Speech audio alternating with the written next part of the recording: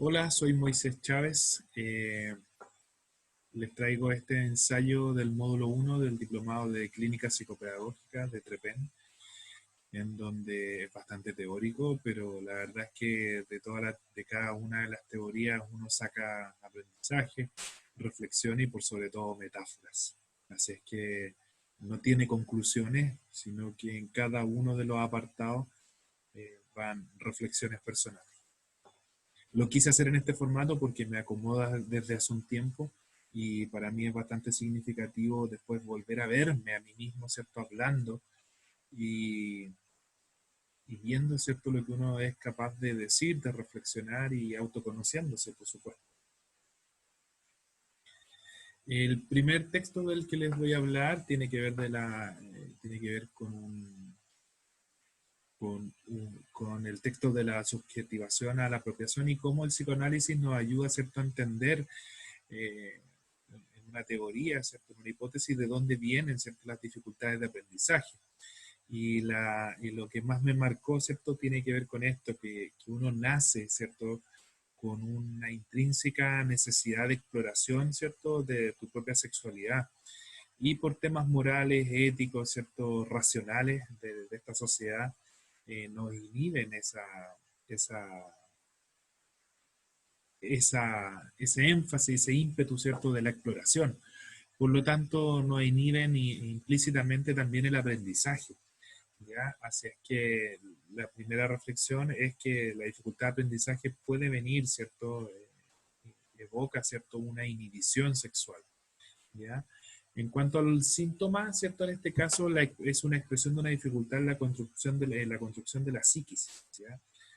No podemos condenar al aprendiente lo que no logra, ¿cierto? En el aprendizaje, porque puede venir desde una inhibición, ¿cierto?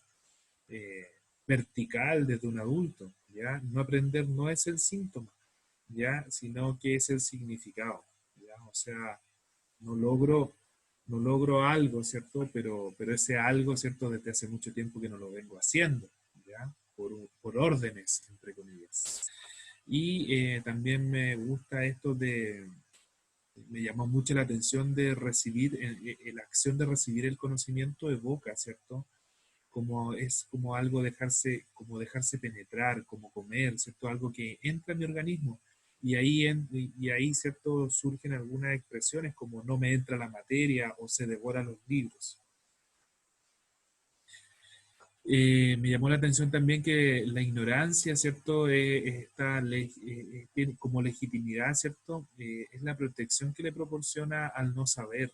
Ya de repente hay gente que no accede al desafío, ¿cierto? Cognitivo a resolver el desequilibrio cognitivo, por lo tanto, ocupa la ignorancia una, como un estado, ¿cierto? Del que no quiere salir y que también le genera beneficios. Y también me acuerdo, ¿cierto? De que nos pasa de repente en la escolarización, que de repente uno sabe que un alumno no maneja el tema, como que uno no le pregunta. Y ese es un beneficio tanto para él como para mí.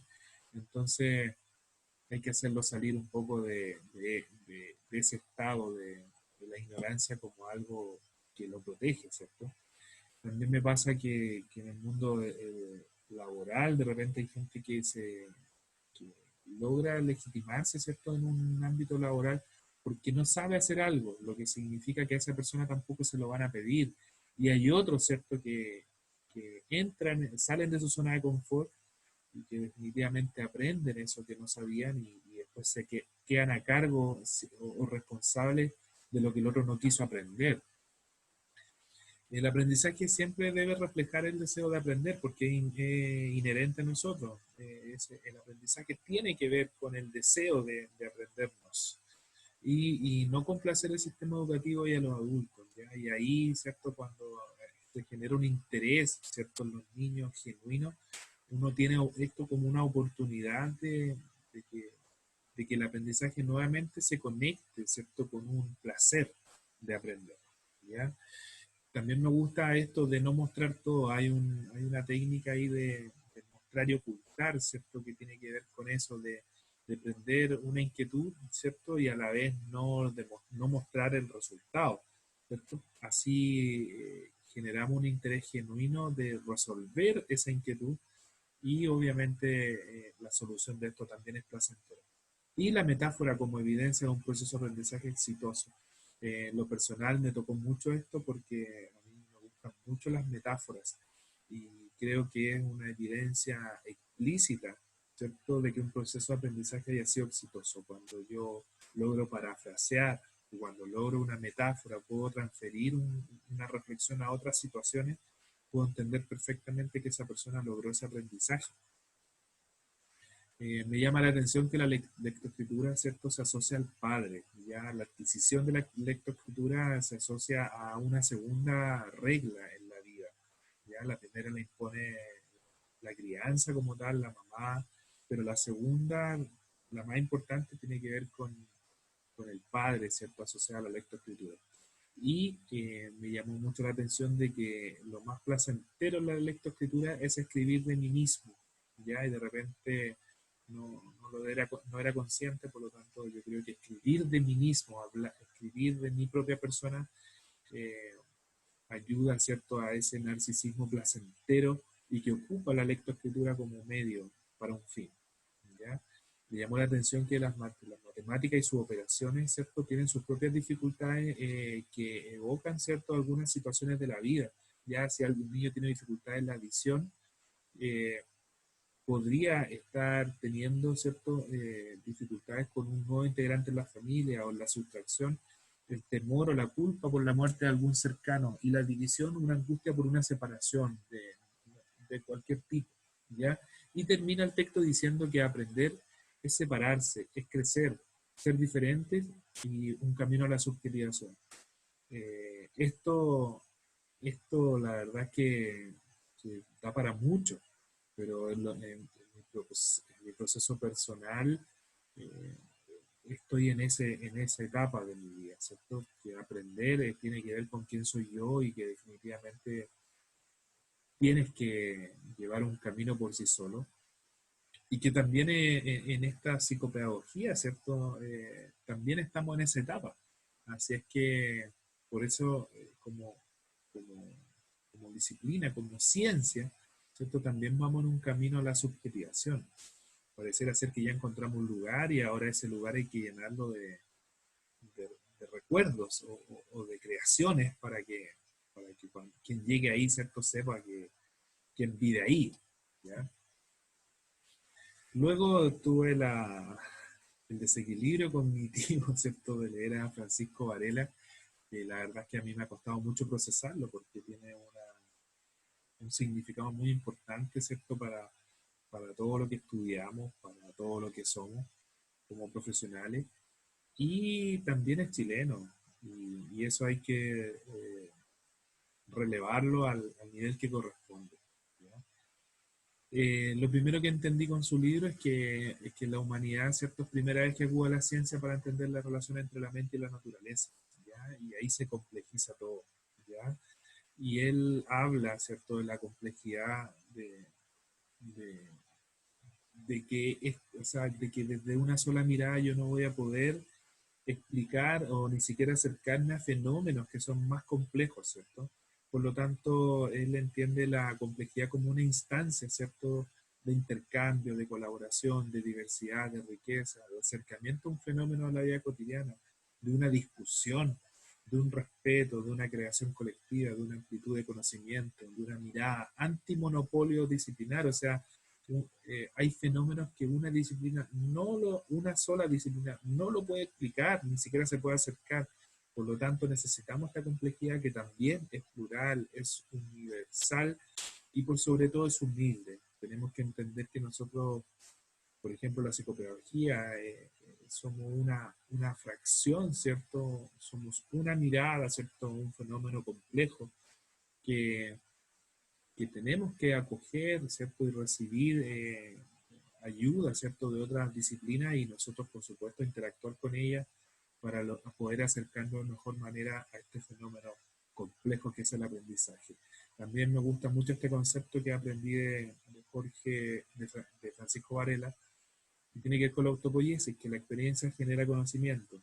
Y eso me lleva inmediatamente al acompañamiento psicopedagógico, En algún momento yo lo dije que era como un auto 0 kilómetros, que, el acompañamiento psicopedagógico genera tal complejidad o reciprocidad, ¿cierto?, con el sujeto, que, que entre los dos vamos a generar un nuevo conocimiento. Por lo tanto, necesito, ¿cierto?, llegar libre de juicios, ¿cierto?, de prejuicios, libre de expectativas, y que todo se maneje al ritmo que nos propongamos, y que saliendo de este proceso, ¿cierto?, me voy a llevar el conocimiento aprendido, ¿cierto?, en esa experiencia como la verdadera ganancia de esto.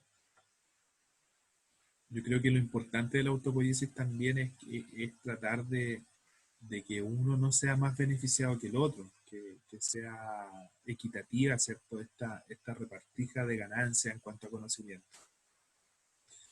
En el libro Conocer, ¿cierto?, trata de explicar, ¿cierto?, cómo ha evolucionado el estudio de la cognición humana. Y la verdad es que para sintetizar esto, y que fue muy complejo para mí, lo propuse en estas tres, bueno, él lo habla a sí mismo también, pero quise sintetizarlo en estos tres conceptos: el cognitivismo, la emergencia y la inacción. ¿Ya? Eh, yo sé que al revés, explicarlo al revés es más fácil, y por sobre todo porque entiendo que es lo que más nos pasa, ¿ya? Es lo que más vemos en ese sentido. Eh, una, un aporte, ¿cierto?, a esta evolución del estudio de la cognición, la propuso el mismo Francisco Varela, que tenía que ver con la inacción, que tiene que ver con el cuerpo. O sea, en el fondo la mente y el cuerpo es uno solo, y la mente aprende en conjunto con el cuerpo. Y me evoca, ¿cierto?, inmediatamente toda esta teoría de la integración sensorial, ¿cierto?, de que los terapeutas ocupacionales, ¿cierto?, han enfatizado, ¿cierto?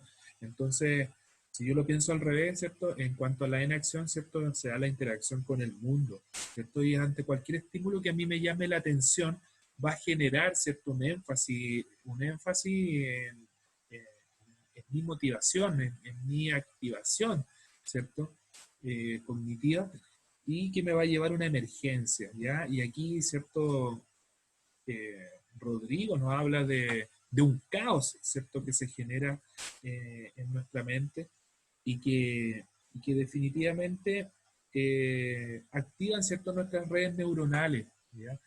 Y que buscan patrones, ¿cierto? Buscan, ¿cierto?, la manera de encuadrar esto en nuestras redes neuronales para generar el aprendizaje, ¿cierto? Y después de generar el aprendizaje, perdón, se genera el simbolismo, ya en donde llegamos a lo más profundo de la cognición, que es la, la, la teoría del cognitivismo, que tiene que ver con que nosotros reservamos, ¿cierto?, en nuestra mente, a través de símbolos, estos conceptos que nosotros vamos logrando, ¿cierto?, traer desde nuestro entorno hacia nuestro propio ser, ¿ya? Pero inmediatamente podemos reconocer que acá está vinculado, ¿cierto?, la mente y el cuerpo, ¿ya? En el fondo este es el gran aporte también que hace Francisco Varela a esta evolución de la cognición, del estudio de la cognición humana, ¿ya? Así es que bacán, me parece bacán haber sintetizado esto así. ¿No? Yo podría entender que tiene errores de interpretación también, pero hasta ahora, hasta el momento en que estoy haciendo esto, es la manera en que lo comprendo, ¿ya? Escribí que es al revés más fácil, porque el libro te lo explica desde el cognitivo, o sea, desde el pasado hacia el presente. Y primero fue el cognitivismo, después la emergencia y después la inacción. Pero paradójicamente, ¿cierto? Este proceso se da, yo lo entiendo mejor al revés. La ciencia de la complejidad es otro tema que, que también es una manera de entender las realidades, ¿ya? Y que tiene que ver con lo que hablaba antes de Francisco Varela, que él se acoge, ¿cierto?, a la ciencia de la complejidad, porque él en su única mirada, ¿cierto?, como de monopolio, ¿cierto? No logra, ¿cierto? Comprender algunos fenómenos que son más complejos, definitivamente. Entonces ya no basta con tan solo una mirada, ¿cierto? Para entender algunas situaciones de la vida cotidiana incluso, ¿ya? Y Rodrigo, ¿cierto? Me acuerdo que él lo propone como un entramado, ¿cierto? En donde en un tejido, ¿cierto? Donde las personas, la experiencia, la historia, la sutileza, e incluso las circunstancias, ¿cierto? Emergentes, van tejiendo, ¿cierto? Una red que, que en definitiva van generando un significado para cada uno de los participantes y que obviamente para cada persona tiene, tiene significados distintos, ¿cierto? Su función es problematizar, generar modelos para acercarse a las soluciones. No busca la verdad, sino busca más esto de decir, oye, ¿qué pasará en esta situación? ¿Cierto? Que me parece interesante.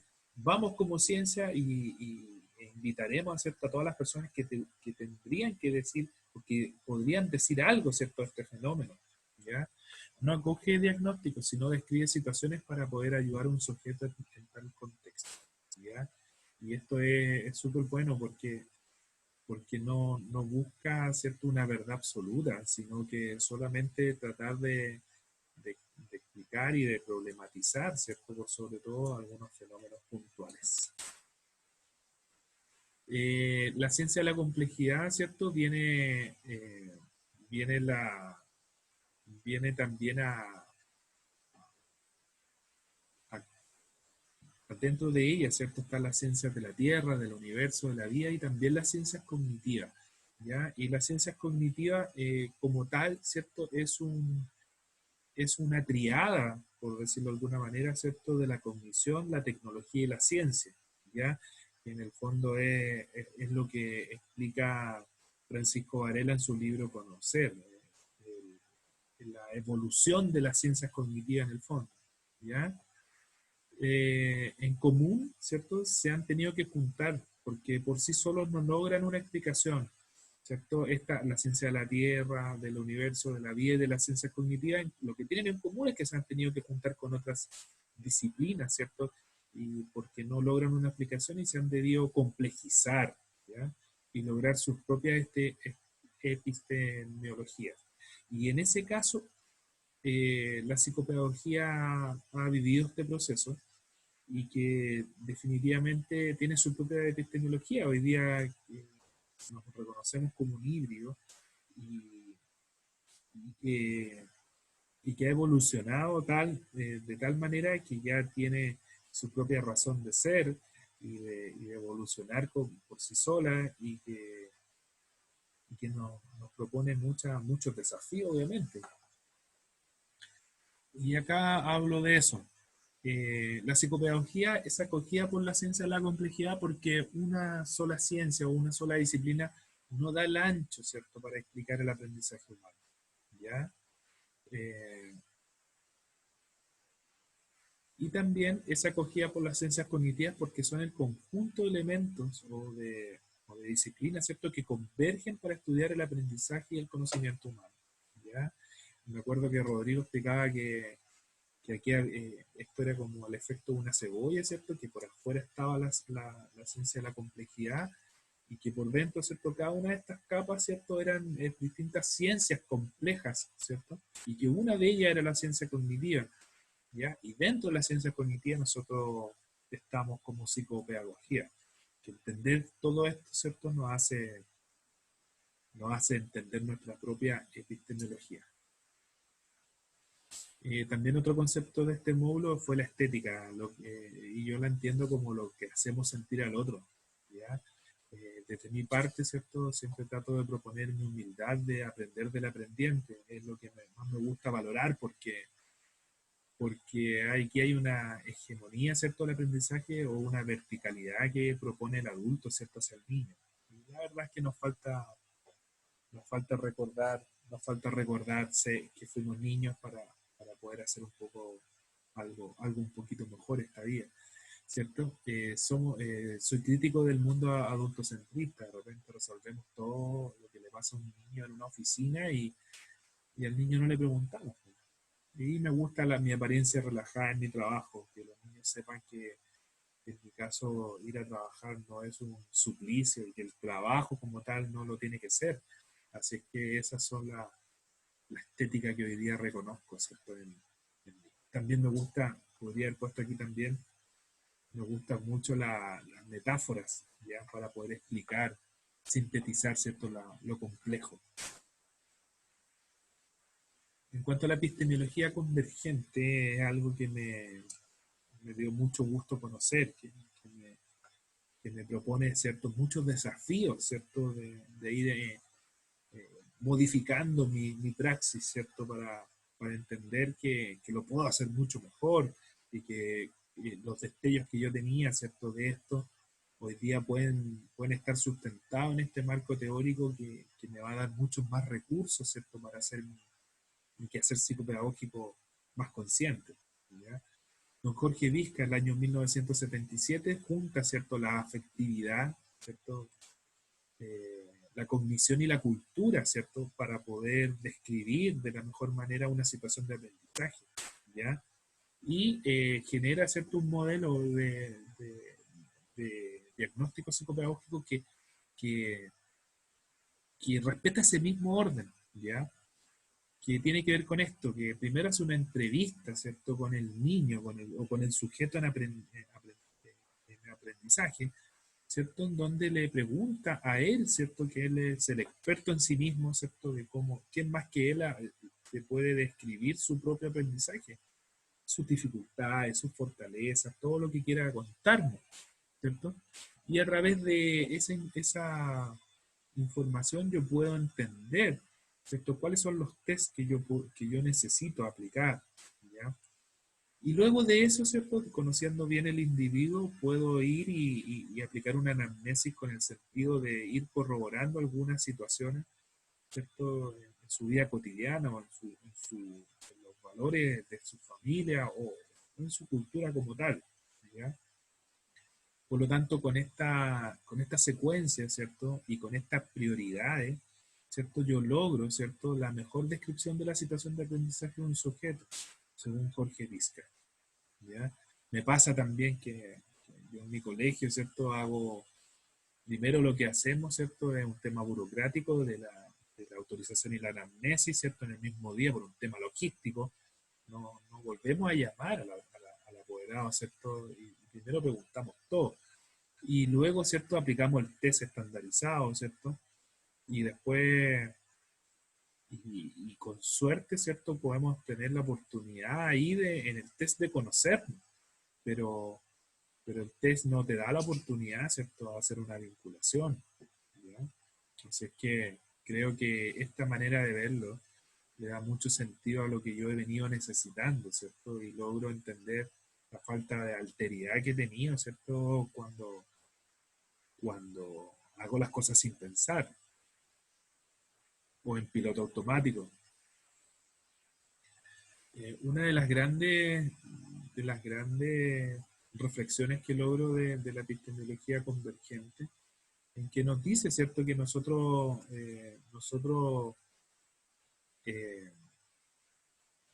quehacer psicopedagógico, ¿cierto?, tiene una pequeña fracción llamada necesidad educativa especial.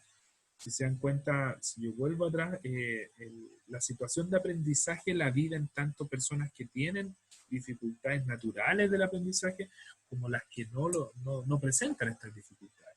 Por lo tanto, el psicopedagogo se tiene que logra, ¿cierto?, la libertad, ¿cierto?, para desmarcarse, ¿cierto?, de la necesidad educativa especial y atender o acoger, ¿cierto?, cualquier persona que está en situación de aprendizaje. ¿Ya? Un autor chileno, que no logré anotar quién fue, dice que la psicopedagogía quedó atrapada en la necesidad educativa especial, ¿ya? Y eso me parece súper preocupante porque, bueno, yo ahí tengo un rollo con que los psicopedagogos, creo que los psicopedagogos debemos ir en búsqueda, ¿cierto?, de vertientes de interés genuino por el aprender, ¿ya? Que no necesariamente se van a dar en el colegio y que por todo el tiempo que llevamos escolarizando, ¿cierto?, generación tras generación, lo más probable es que el interés genuino no se está dando en el colegio.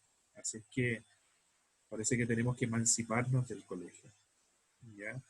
Müller, ¿cierto? Dentro de la epistemología convergente, ¿cierto? Una autora argentina, dice que nos invita a comprender el sentido de los síntomas, ¿cierto? Bueno, ahí en una conversación entendí que no existen las dificultades de aprendizaje porque el aprendizaje naturalmente tiene sus propias dificultades, ¿ya? De hecho, aprender es una dificultad que implica, ¿cierto? Resolver un desequilibrio cognitivo, ¿ya? Entonces el síntoma está diciéndonos que hay otros problemas no resueltos. El sujeto busca ayuda a través de los síntomas y aquí, ¿cierto? Podría relacionarlo con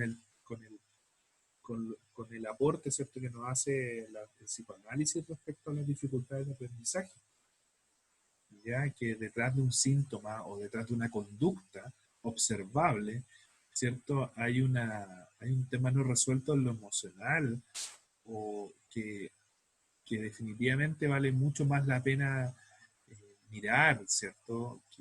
Que resolver el síntoma, ¿ya? Eh, Creo que de repente miramos solamente la punta del iceberg y creemos que porque ese síntoma se fue, el tema está resuelto. Y la verdad es que no es así, ¿ya? Eh, Me pasa que recuerdo puntualmente algo que me ha marcado mucho para entender las depresiones, por ejemplo, es que se atiende tanto el síntoma como la causa. O sea, en el fondo, cuando una persona tiene depresión, se toma algunas pastillas, ¿cierto? Algunos fármacos que receta, ¿cierto? El psiquiatra para la punta del iceberg y se va a psicoterapia para ver lo que hay debajo del iceberg, ¿ya? Así es que me pasa ese recuerdo cuando leo esto. El PSP trabaja, ¿cierto? Desde los síntomas y no desde un diagnóstico. No tenemos por qué sumar todos los síntomas y ponerle un nombre. Cada uno de los síntomas también, ¿cierto? Son totalmente trabajables y obviamente teniendo la hipótesis de pronto de dónde podrían venir. Un gran aporte de la epistemología convergente son los niveles de aprendizaje y no explicita, ¿cierto?, que la escuela es uno de los lugares donde uno aprende y no necesariamente debiera ser el más importante para algunas personas, ¿ya? El protoaprendizaje es el inicial con la cuidadora, con la madre, el deutoroaprendizaje, la primera experiencia con lo social, ¿cierto? Saliendo ya de la... Bueno, ahí también se me entrama con un conocimiento que yo tengo de las teorías del apego y todo aquello que habla, ¿cierto?, de los segundos 9 meses fuera, tiene que ver con la exogestación cuando, la, cuando el niño está listo para la socialización, ¿ya? Ahí empieza el deutoroaprendizaje. La sistemático, ¿cierto?, que nadie te lo enseña, pero lo aprendes. Por ejemplo, el lenguaje, el ejemplo que se dio en las conversaciones. Y ahí hay muchos más, o sea, el caminar, son muchas las cosas que nadie te las puede enseñar, pero sí uno lo aprende por un tema reptiliano casi. Y el sistemático, que es la educación formal, que en el fondo es donde se pone el énfasis de la psicopedagogía en este tiempo. El modelo de investigación evaluativa de Cariaga, ¿cierto?, que emitido en 2010, publicado en 2010, habla de una psicopedagogía tecnológica. Y la tecnología, ¿cierto?, es entendida como cualquier instrumento que nos ayuda a la vida y que nos la transforma para acercarnos a un bienestar, ¿cierto? Entonces, si lo vemos así, en un acompañamiento, ¿cierto? Los dos sujetos, un psicopedagogo y el sujeto en aprendizaje, se acercan, ¿cierto?, a una instancia donde se generan los saberes y los conocimientos, donde se adquiere la cultura, ¿cierto? También, pero me gusta mucho ese tema de la tecnología en la psicopedagogía, es transformadora, es, lo encuentro súper inspirador verlo así.